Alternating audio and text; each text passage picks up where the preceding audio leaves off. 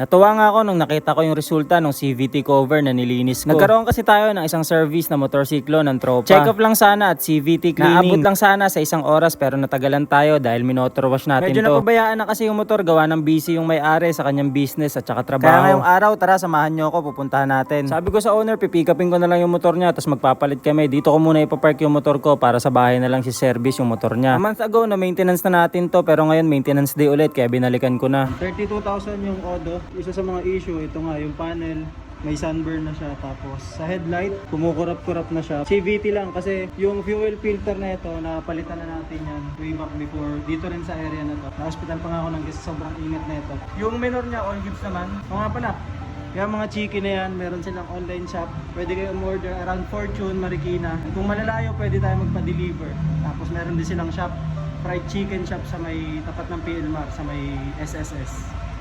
Uwi na natin tong motor para maumpisa na. Smooth pa nga rin yung takbo ng motor kahit hindi pa na-maintenance. Yun nga lang, habang dinadrive ko, meron akong vibration na naramdaman dito sa may bandang panel niya sa speedometer gauge. Pero all goods lang naman yun dahil working pa rin naman yung motor at siguro konting higpit lang yun ng tornilyo. Basta ang focus ko today ay malinisan yung motor at malinisan din yung CVT niya. Inuna kong i-check up yung air filter at para sa akin okay pa naman to. Siguro may kanya-kanya tayong preference pero sa personal malinis pa kasi talaga siya. Tapos habang tinatanggal ko ibang plastic cover, nakita ko na to mga dumi dito na buhangin. Which is normal kasi kung nasa malamig tayo baka snow yan. CVT cover na sana yung tatanggalin ko kaso upon checking sa mga tools ko na itapon ko na pala yung luma kong T-wrench kasi hindi kasya dito yung normal na socket. Kaya pumunta muna ako ng Watson saglit at naghanap ako ng mga tools. Malas nga lang kasi sa unang shop na napuntahan ko napakaraming tools pero walang 8mm. Kaya lumipat na lang ako sa kabilang shop at nag-walking trip na lang at doon may nakita na ako na 8mm. Bali 3 tools nga pala yung nabili ko na magagamit ko ng matagalan. Then pag uwi binaklas ko na kagad yung CVT. Hindi ako nag-expect na malinis to ng sobra kasi nga ilang buwan na halos nakalipas ng huling maintenance. Pero since bahay office yung takbo na itong motor na to, kahit pa paano may mga nakita pa rin akong dumi. Mga simpleng dumi lang, nagawa ng pagkapudpud ng bola, yung mga alikabok na black. Nung binuksan ko to ng huli, ang pinalit ko sa bola niya ay stock ulit. Genuine parts ng Honda dahil ako pa mismo yung bumili nun. Kaya hindi nakataka-taka kung bakit ganito pa rin yung itsura ng bola niya, talagang bilog na bilog pa. Ibig sabihin, maganda talaga at matibay yung stock at konting pudpud lang yung nangyari sa kanya. The rest is all goods naman, may mga alikabok lang na nalaglag dahil nga medyo madumi na siya. Pero yung mismong crank nga ay onting linis lang ang ginawa ko dahil malinis naman siya. Kaya ito mga pyesa na lang yung nilinis ko at may kita nyo nga sa gasolina na hindi ganun kadumi. Tsaka ako na binalig, sabay check up kung okay ba yung ikot. At okay naman dahil smooth na smooth talaga siya. Yung ikot ng gulong ay normal yan as long as mabagal at kayang pigilan ng kamay. Babalik ko na sana kaso nakita ko tong dumi na to kaya nakapag-desisyon ako na linisin na to ng buo. Hindi ko rin lagi nagaganto yung motor ko pero isang beses kahit papaano nagagawa ko siya. Pero dito, ginawa ko at nakita ko yung resulta, napakalinis niya pala talaga kapag ka nahugasan na. Para all goods kapag ka binalik mo na yung CVT cover. Tsaka ayun na yun nakabaklas na, hindi mo pa lilinisin. Pagkatapos